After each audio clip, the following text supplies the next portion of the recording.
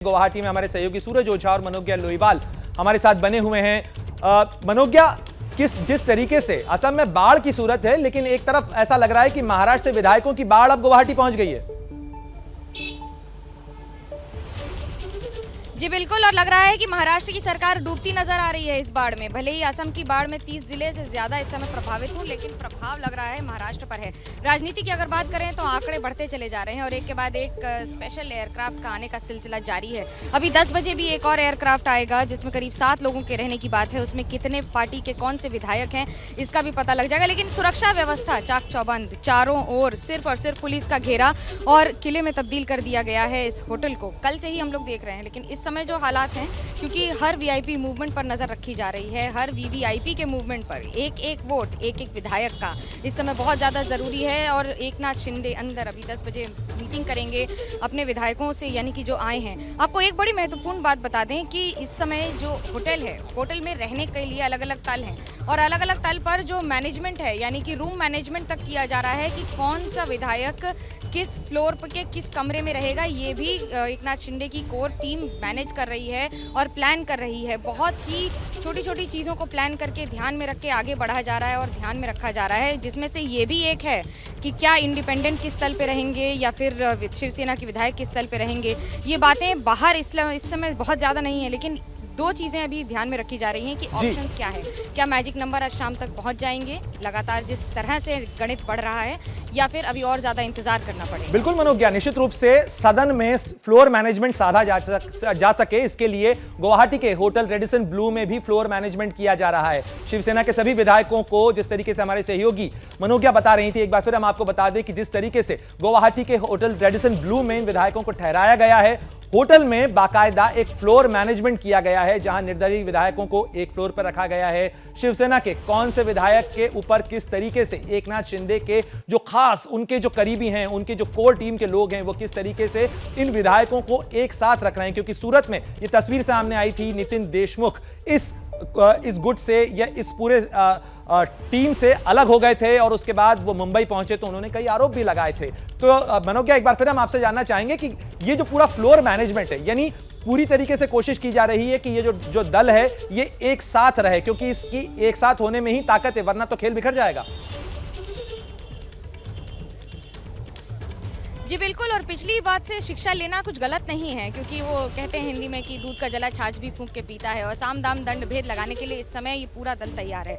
अगर मैं ये कहूँ कि आज बीजेपी की टीम्स को, यानी असम की टीम्स को भी लगाया गया है, जो कि यहाँ पर लगातार मॉनिटर कर रहे हैं कि किसी भी विधायक को किसी तरह की तकलीफ ना हो। बड़ी छोटी सी बात है, अधिकतर विधायक यहाँ पर आए थे, उनके पास कपड़े नहीं थे, ऐसे में उनके कपड़े तक अरेंज किए जा रहे हैं, जिसके लिए यहाँ की टीम्स, गुवाहाटी की टीम्स काम कर रही हैं। तो ये छोटी छोटी बातें हैं जिससे परेशानी हो जाती है, जिससे आदमी इस समय जो फोकस है उससे भी बिफर सकता है।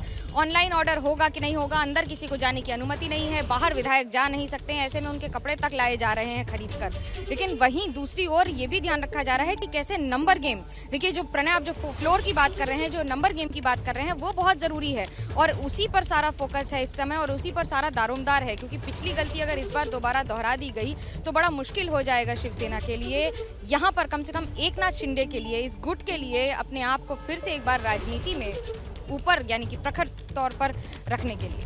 बिल्कुल मनोज्ञा, आप बनी रहे हमारे साथ में, लगातार हम इस खबर पर हर अपडेट आप तक पहुंचा रहे हैं। एक बार रुक करेंगे, हमारे सहयोगी रौनक कुकड़े भी लगातार हर अपडेट आप तक दे रहे हैं इस पूरे महाराष्ट्र के महासंकट का। रौनक, जिस तरीके से महाराष्ट्र में संकट गहरा रहा है, एनसीपी में सवाल उठ रहे हैं, कांग्रेस इस पूरे मामले पर सवाल उठा रही है, बीजेपी आखिर क्या कर रही है? क्या केवल wait and watch?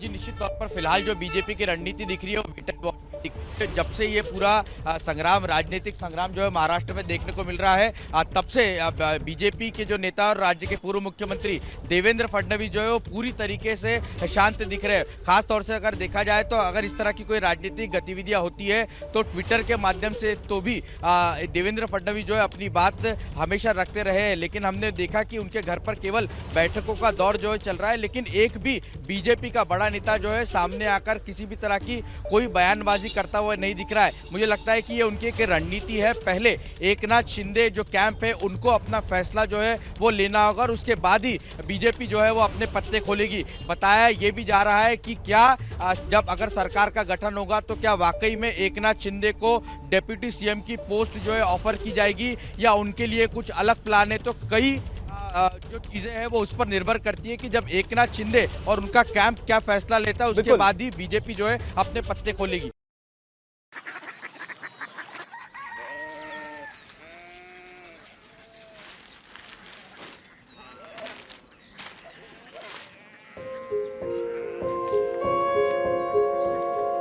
Baba Baba Korea city জানি না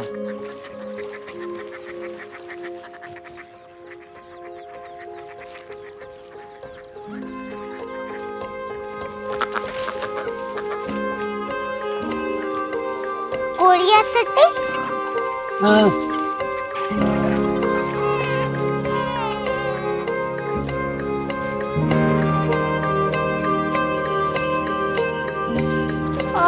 कोरिया सिटी कहाँ पे है? शहर अंग्रेजी लगे हैं।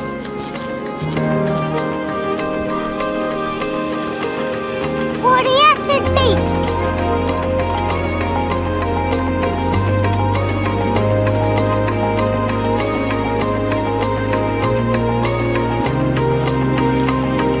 वो बहुत दूर है।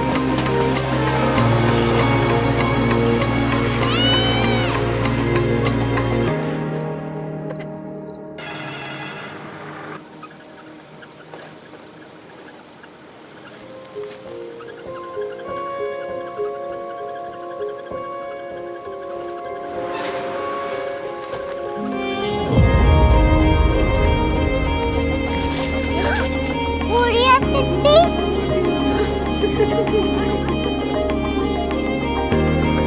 दुनिया को कुछ लोग बड़े होते हैं। कोरिया सिटी कहाँ है? प्रोफेसर साहब को पता होगा। हो ये छोटा वाला ग्लोब लगता है और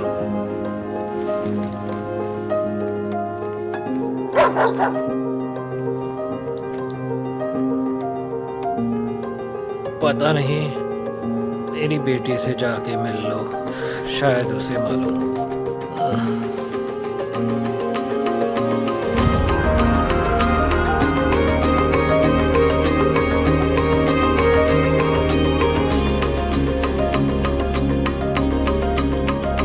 हाय,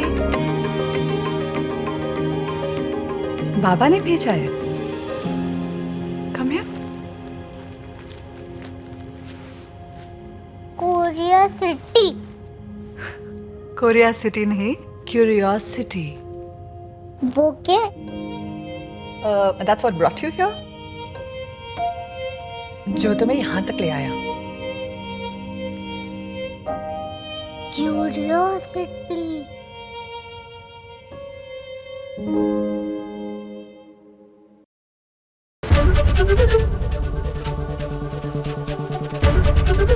एबीपी न्यूज आपको रखे आगे।